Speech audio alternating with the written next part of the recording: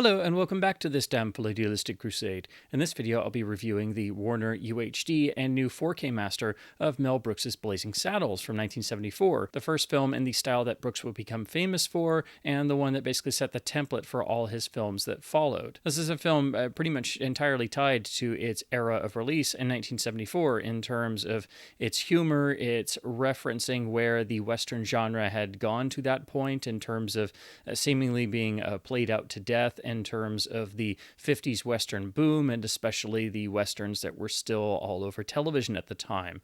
So it's a film that has to be looked at for being a 70s film, and a film that has to be looked at for how it's commenting and satirizing the Western, but still from a place of love, much as Young Frankenstein would do in the same year, showing great affection for the classic Universal horror films of the 30s and 40s. Now, Warner Brothers has updated Blazing Saddles with a couple releases over the years, but not actually done anything in the transfer realm for some time. Its really only upgrade was to a basic HD master that was then reissued on a spiffier, better encoded Blu-ray a number of years ago. So it has been in need of a transfer overhaul for a great number of years, plus the original mono mix has been unavailable since the Laserdisc days. So this new UHD release was quite a surprise. Now, Blazing Saddles works as a side-splitting comedy in its own right, just due to the sheer amount of wonderful over-top gags the film is packed with.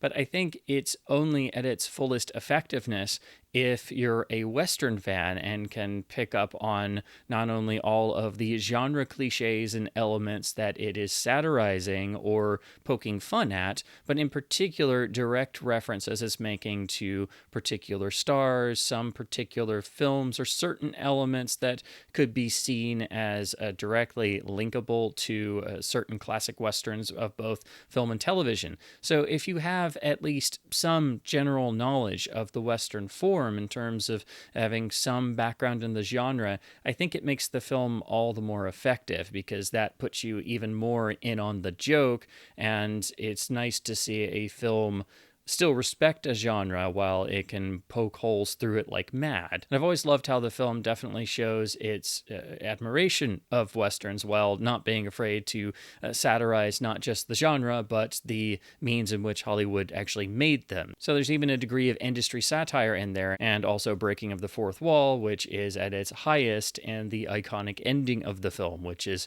just a complete sort of rug-pulling moment. Besides having a great fondness for the Western on display in the film and having direct sort of parallels and nods to specific stars and moments, I've also enjoyed how the film has an anarchic spirit at its core, a sort of go for broke approach that is still there in other Brooks films, but never quite to this degree. And I think that's probably because this was the first film and had a number of elements, particularly in the writing, which also featured Richard Pryor on writing duties.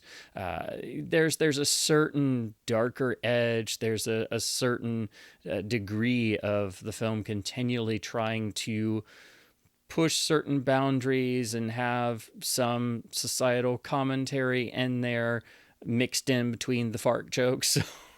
It's not just slapstick gags and pratfalls and goofy humor. There's some edgier stuff in there, which I think makes the film stand out more. And it's remarkable it even got made in the first place. Even in 1974, it was a tough sell.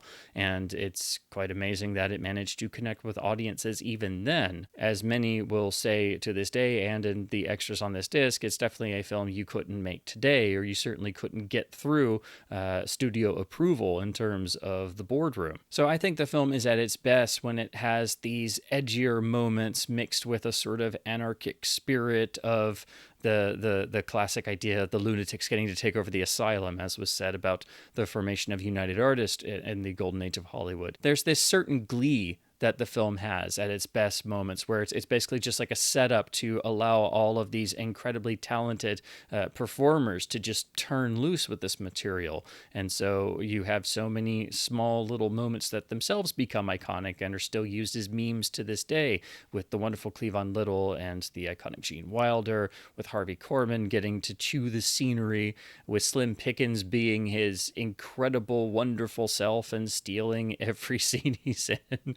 almost as if he's playing the role straight in a way, which makes all of the jokes land even harder because it's as if he's just stepped off of one Western he had been making into this film, and he has the same exact approach. So it's just a joy in these moments. And then you have the incomparable Madeline Kahn show up and do basically a spot-on riff on Marlene Dietrich in terms of how she was in a number of iconic Westerns, such as Destry Rides Again. So again, having that sort of Western background, I think, helps to sort of fill in certain areas and give you more to appreciate, being able to pick out directly what the film is playing around with. And so when you have moments that completely go outside of the Western sort of genre classifications and standards, it makes the film all the more funnier and all the more striking when suddenly the town members can act completely wacky, or it's almost as if the characters in the film are breaking character inside of a Western.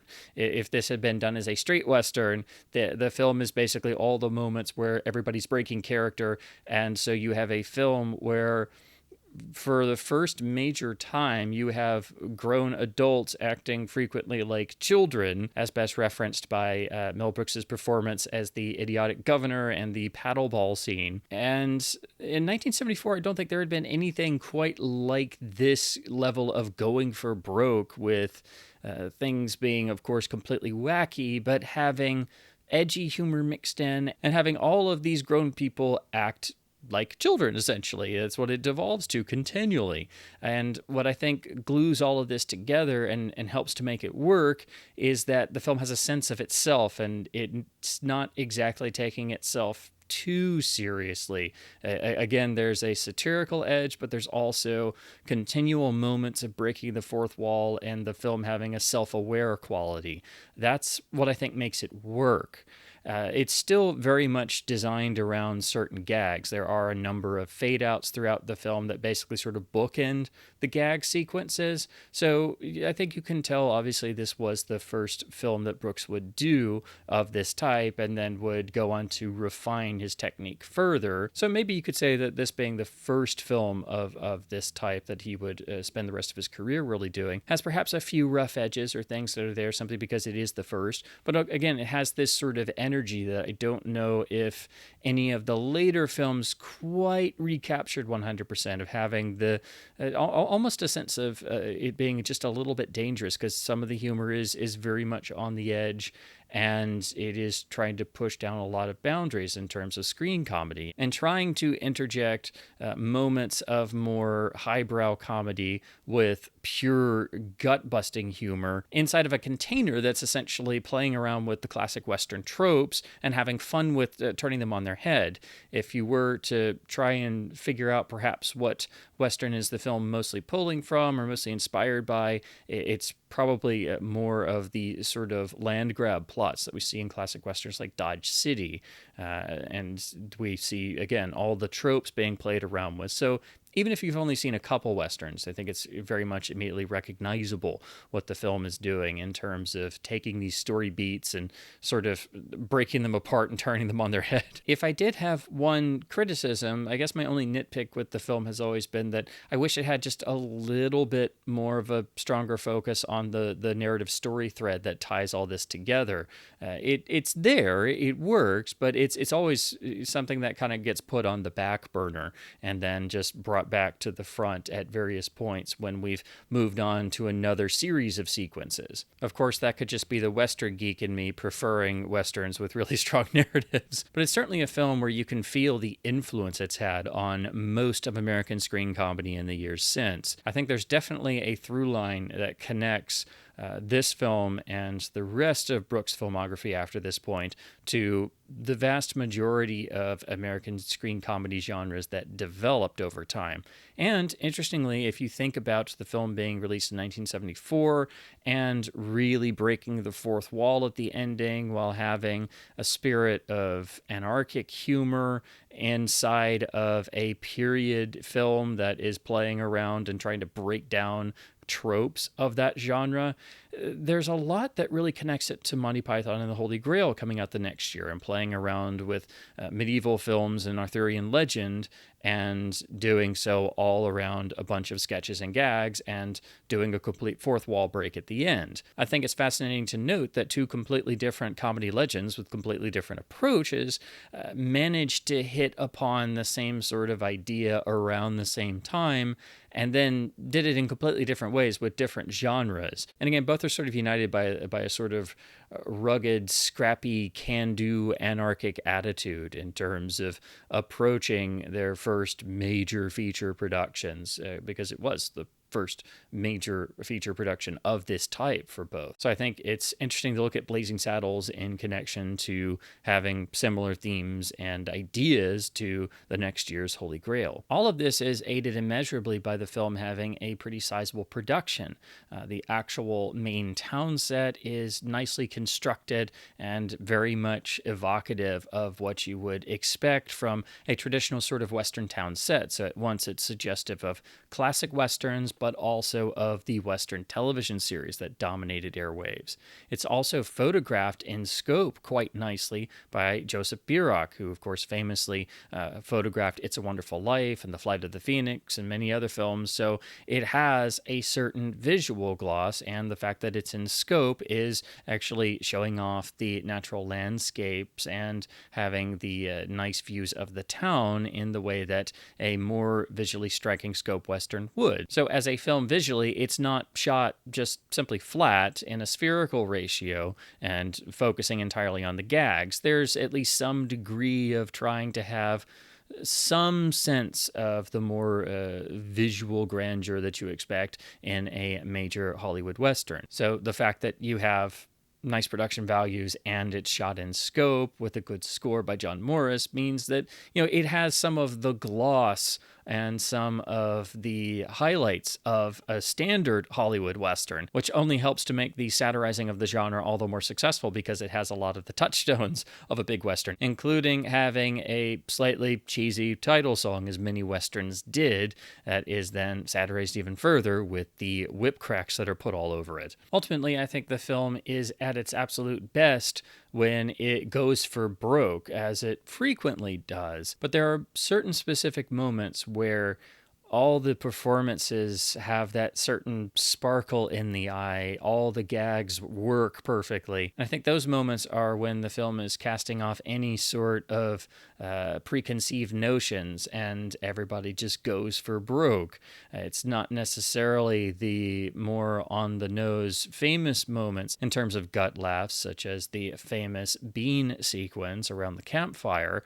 It's the moments where there's a certain verisimilitude that gets generated, actually, when all of the townspeople can stop and bask in the glory at the mere mention of Randolph Scott's name, or the sheer madness of an entire gang led by Slim Pickens charging across the desert, having to stop for a toll booth in the middle of the empty desert and search for exact change.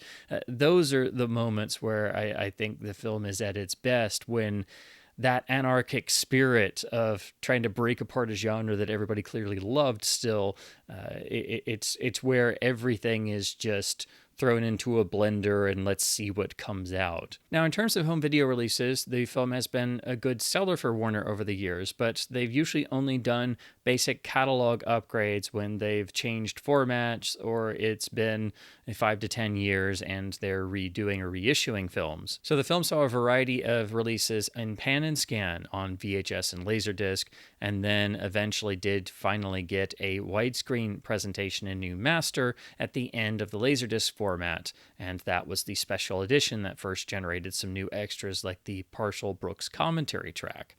Then we saw a upgrade on DVD, which remixed the film into 5.1 Dolby Digital and dropped the mono track, so the film's original audio has not been available since the end of the Laserdisc days.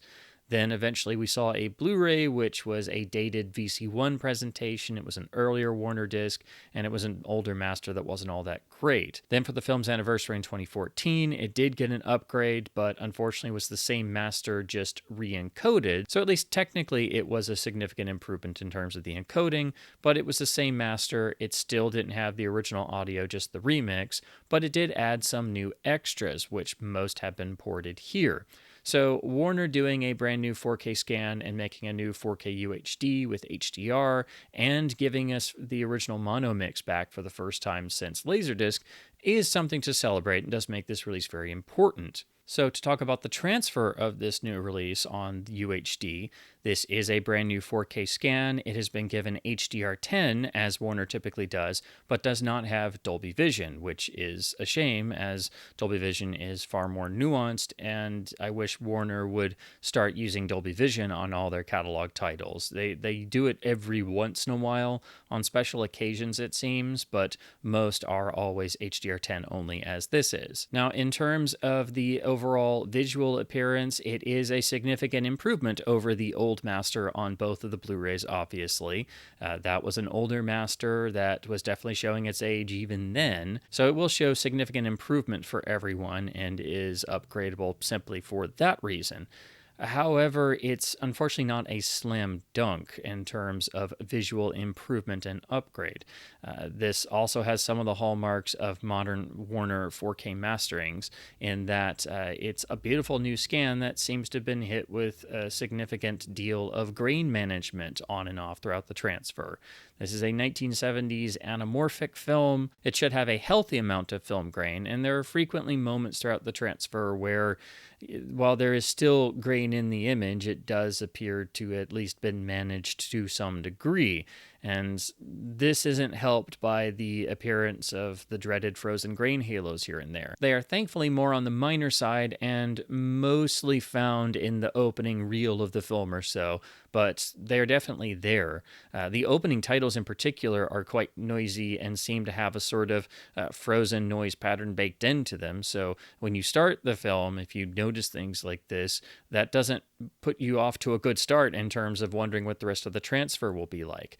Then throughout the first couple sequences, again, throughout the first reel of the film or so, you'll be able to notice there are a few frozen grain halos here and there, especially in the outdoor sequences around characters and objects moving. They are thankfully more on the minor side, and they do seem to clear up, as after the opening act, I didn't really notice many, if any, after that. So it's just unfortunately something that pokes its head in here and there, and even the end titles sort of have that sort of frozen noise appearance baked into them, just like the opening titles do. The HDR presentation is solid. There are just a few elements here and there, especially on things that are white and pick up the sun, such as some shirts and some signs in the town. It's just a few things here and there that seemed maybe a tad bright. Overall, this is a very light HDR presentation in terms of how it seems to have been handled. In fact, in a lot of moments, it resembles more of an SDR presentation. I think it's really more to the film being a limited 1970s anamorphic production, but it's at least nice to see Warner doing better with the HDR on catalog titles, even though they're still just doing HDR10. But there are one or two moments scattered throughout where I think you can see one or two elements being just a tad bright. The encoding is passable. It's averaging in the range of 50 megabits per second, but since this is a shorter film and it's in scope, it's not as demanding, so I think it's able to get away with that, and so there's no major encoding headaches that pop up. Had this been a large format film, or had it been more visually demanding or a longer film, obviously that would be more of a problem.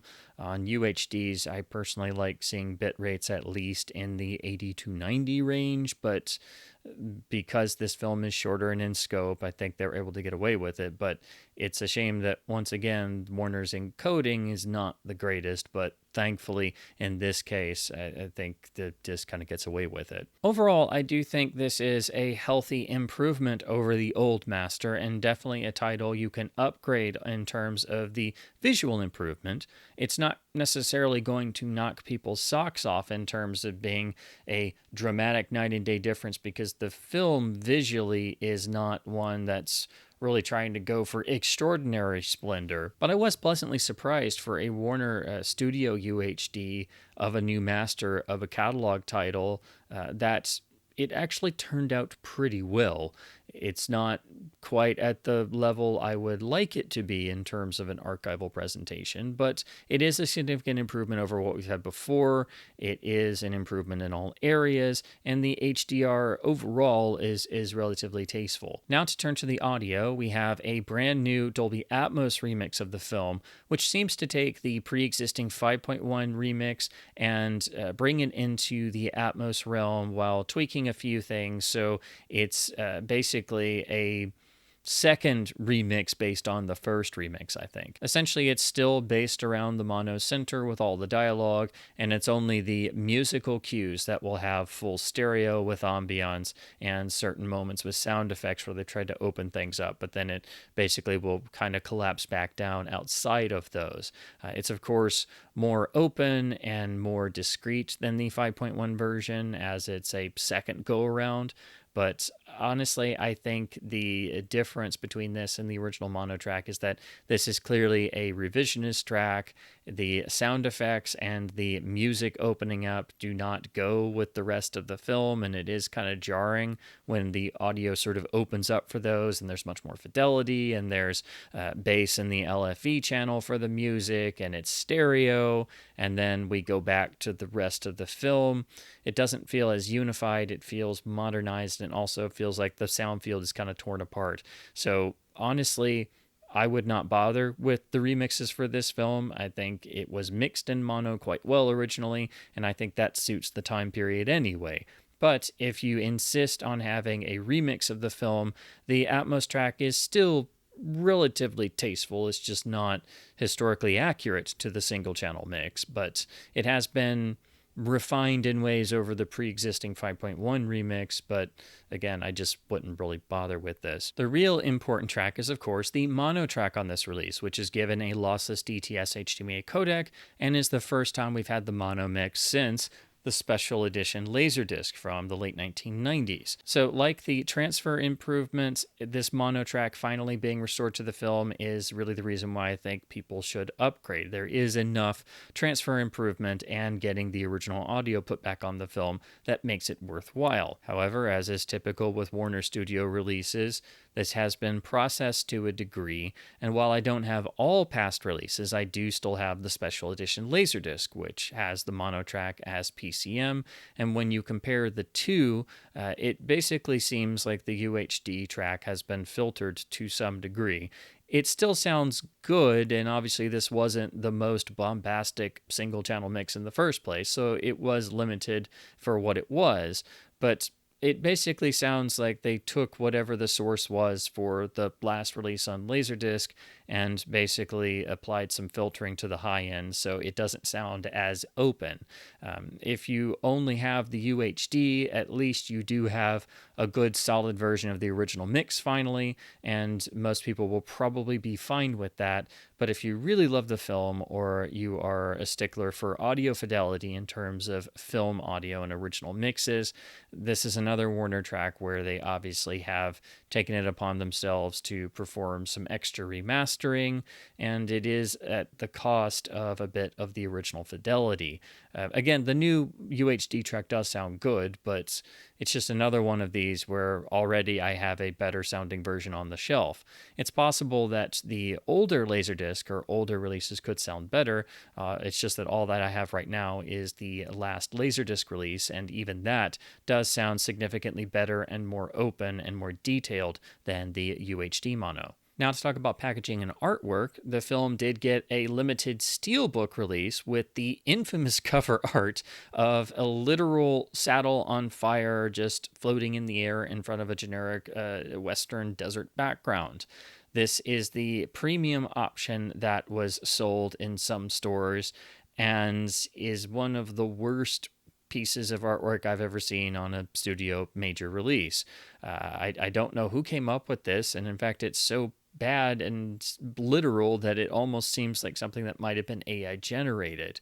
I don't know why we couldn't just get the original poster that was finally used for the special edition Laserdisc. That's still the best art for the film, but this is a new low on this steelbook. So I would say the standard artwork is the far superior choice, and ironic because it's the standard, less expensive option. So we have that here with the slipcover of the first pressing, which has at least a nice sort of reflective printing effect that Warner does sometimes. So at least it has a slight bit of a premium feel. In terms of this standard artwork, while I do think it is significantly better than the hideous steelbook art, I'm not really a fan of how they made the sort of collage of images kind of look generic, and also it's definitely a bit garish.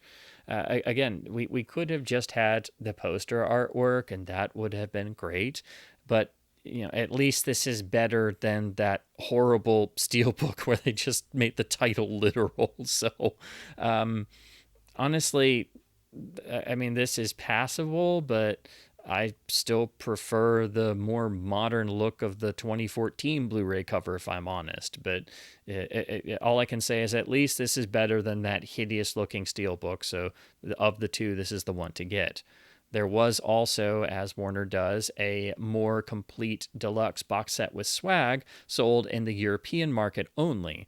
It's got the same disc in terms of the same UHD, but it has all of the nice printed materials, art cards, fancier packaging, and for whatever reason, Warner will only make these sets and sell them in Europe. So if you want a fancier box set with swag and printed materials, you have to import that set. The rear is pretty nice in the now sort of standard Warner UHD style.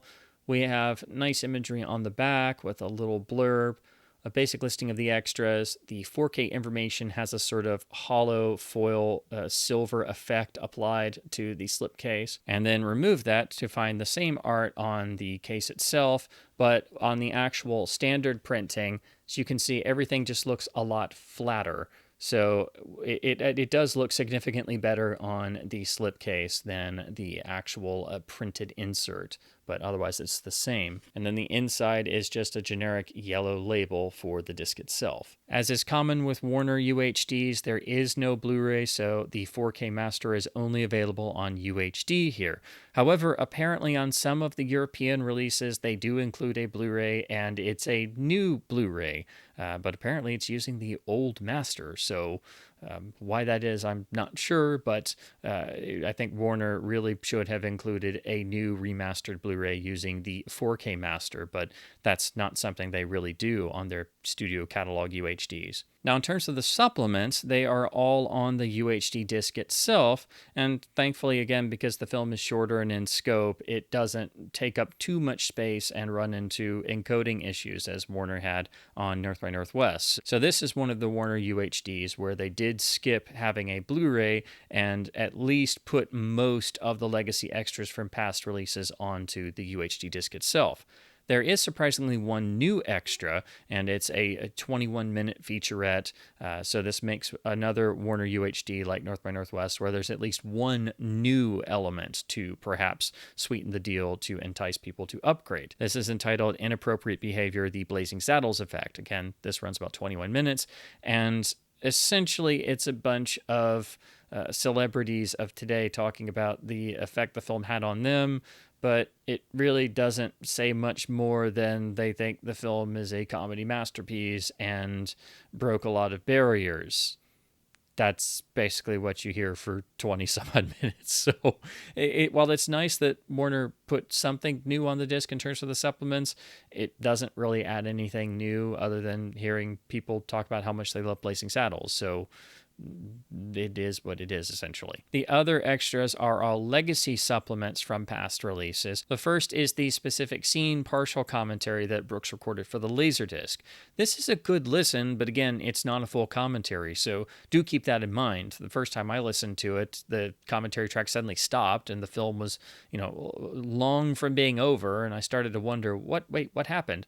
But unfortunately, that's just a partial track. So it's nice to hear that, but it always kind of frustrates me that it's not a complete commentary, but that has been ported over here. There's also a 30-minute discussion with Brooks about Blazing Saddles and the legacy of the film and how he feels about it, which gets into quite a great amount of detail. This was done for the 2014 Blu-ray reissue and is the best extra of all the supplements. So if you were to view any of the supplements, I think the Brooks direct interview is what you should go for, and in ways it's actually more informative than the partial commentary track is. We also get the half-hour Back in the Saddle documentary seen on past releases, which is a good overall view of the film's production history. And then we conclude with the additional scenes that run about 10 minutes that are seen on past releases as well.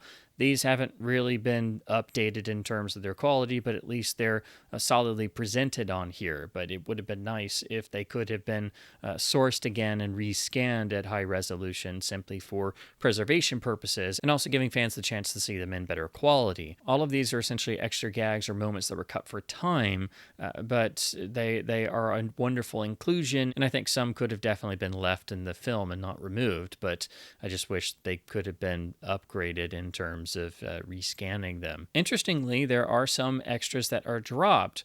We lose the film's original trailer, which was on past releases. The big one that's missing is the Black Bart pilot that was done for the short-lived television series adaptation. This was included on the 2014 Blu-ray release and was, I thought, a really nice extra to include, as I don't think most people are even aware that there was a short-lived attempt to turn Blazing Saddles into a 70s TV show. So for some reason, whether it was dispace or oversight, the TV pilot was not included. So if you want that, you will have to hang on to past releases. So unfortunately, this is a Warner UHD, like others, that do retain most of the old legacy extras, includes something new, but at the expense of not having all of the legacy supplements. So again, if you want absolutely everything, you will have to hang on to the 2014 Blu-ray. So overall, I think the Warner UHD of Blazing Saddles is a long overdue upgrade that thankfully does have enough to warrant people buying yet another upgrade copy. It's a film that I've thought Warner should revisit for a great number of years, and frankly, I'm surprised they finally did. I think it's a solid UHD from the studio, which is not something I can typically say. I think this actually turned out far better than a lot of their other catalog UHD releases. But unfortunately, some of the same sort of Warner issues pop up in terms of overprocessing elements of the transfer, not having the greatest encoding, the degrees of grain management that results in some stagnating grain and some unfortunate grain haloing here and there. The HDR10 is better than most of Warner's efforts, but does have some moments where I wish it was a little bit better, and it certainly could have used Dolby Vision HDR. I'm just really glad that they finally gave us the mono track again, but like the 4K Picture Master itself, I wish they would have left more things alone, but just like the Picture Master, it thankfully is better than I expected and is at least a solid version, just nowhere near as good as past releases of the mono track.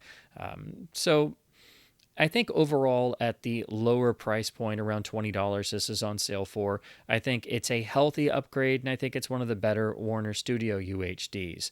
It's not at the full quality level I would like to see it at, but for a Warner disc, this is one of the better ones, and I'm actually quite surprised this turned out so well, as on a lot of more recent Warner Studio UHD releases, I've found a number of really glaring issues. So ironically, this one managed to sort of avoid most of those or not have them at the same degree, and even the lesser encoding didn't really affect the film, given that it's a shorter film and in scope as well. I really did enjoy revisiting Blazing Saddles on this UHD, and finally the film does have a transfer upgrade with the original audio, so that in and of itself plus it being a relatively solid Warner UHD from the studio that's at an affordable asking price for the standard release, I think makes it a title that people can safely upgrade to, but dedicated fans of the film will want to hang on to past releases for all of the legacy supplements and for having a better mono track. So as always, I hope my babblings about classic films and physical media releases has been at least somewhat fun and informative. Again, I was pleased to see that this was a Warner Studio UHD that at least turned out better than what I expected given their other releases, but unfortunately, you can't quite escape the Warner issues in terms of overprocessing, transfer, and audio elements, but thankfully, this is more unscathed than others. So please do keep supporting both studios and boutique labels by buying films on disc in order to help keep both physical media and film culture alive. And as always, thank you ever so much for watching. May I release one? Please do, studio label. Thank you, thank you, thank you. This thing's a defective. Warner tomfoolery as usual, sir. Show off. Wanna just encode this, sir, right here. Okay, give us a hand here. All right, sir. Process, process, process. Cut corners, cut corners, cut corners. Process, process, process. Hello, catalog. Have a good night's rest. I missed you. All right, okay, is that it? Anything else? Just an urgent video telegram for Blazing Saddles that arrived decades ago. Old video masters, no original audio, new transfer, bad on code, frozen grain halos, grain management, over-processing of original audio, dropping legacy extras, bad Atmos remix, holy underwear, typical Warner Studio label tomfoolery. We've got to protect our phony baloney jobs, gentlemen. We must do something about this immediately. Harumph, harumph, harumph. I didn't get a harumph out of that reviewer. Give the studio label a harumph. Harumph? You watch your free review copies. As the superior video label, I can assure you that a suitable Studio UHD will be found to restore the typical Warner standard practices. Here, play around with this for a while. Why don't you give these out to some of the boys in lieu of pay? Here you go. This freaking UHD is Warnered. Why do I always get a Warnered one?